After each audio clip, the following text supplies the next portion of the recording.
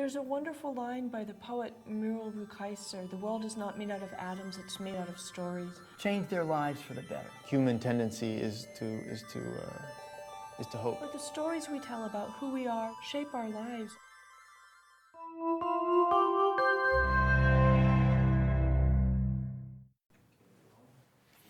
Don't pay no attention to them. Right.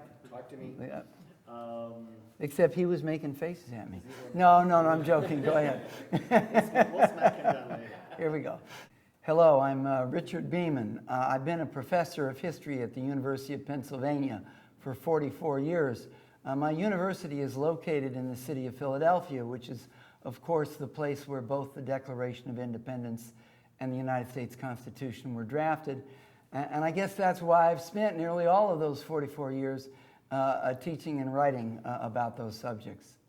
I've just been fascinated by American politics since I was a little kid. I was the only kid growing up on the beaches of Southern California in 1952 to leave the beach and get off my surfboard and go into my house and watch on my black and white television the 1952 Democratic and Republican convention. So I've really cared about the political process. Most people probably were forced to read the Constitution sometime in their lives, particularly in middle school when they were thinking about anything possible except the Constitution. But of course, that's not why I wrote the Penguin Guide to the United States Constitution. I really did want to write a book that has a real impact. We, the people of the United States, in order to form a more perfect union, establish justice, ensure domestic tranquility, provide for the common defense, promote the general welfare, and secure the blessings of liberty to ourselves and our posterity, do ordain and establish this Constitution for the United States of America.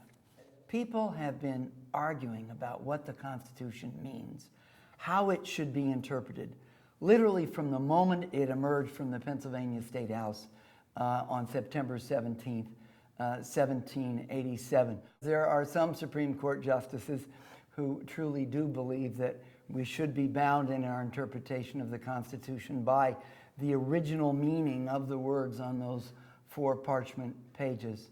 The framers of the Constitution had some humility. They knew that they were only creating a more perfect union. And in fact, those we the people, as they envisioned them in 1787, did not fully include African American slaves, American Indians, women, even males who did not own property. However much we may respect those men, should we really be bound by the beliefs, in some cases the prejudices, of men who lived 225 years ago?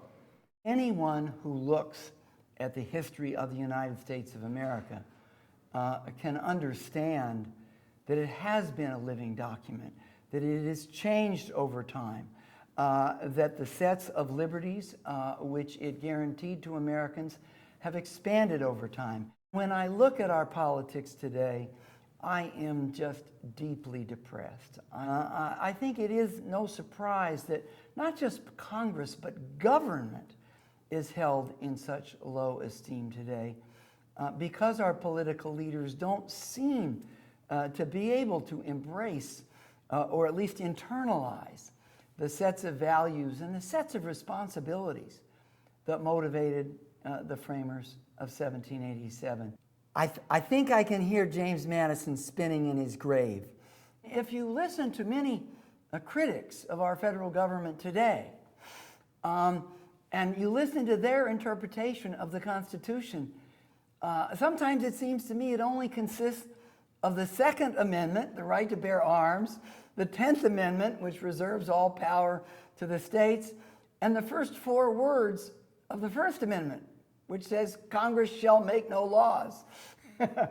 I note that I'm really the only author who's writing about dead white men, but they did understand that the nation was changing. I hope people who read the Penguin Guide will come to see how this document really not only has some meaning to them, some importance to them, but can really help them change their lives for the better.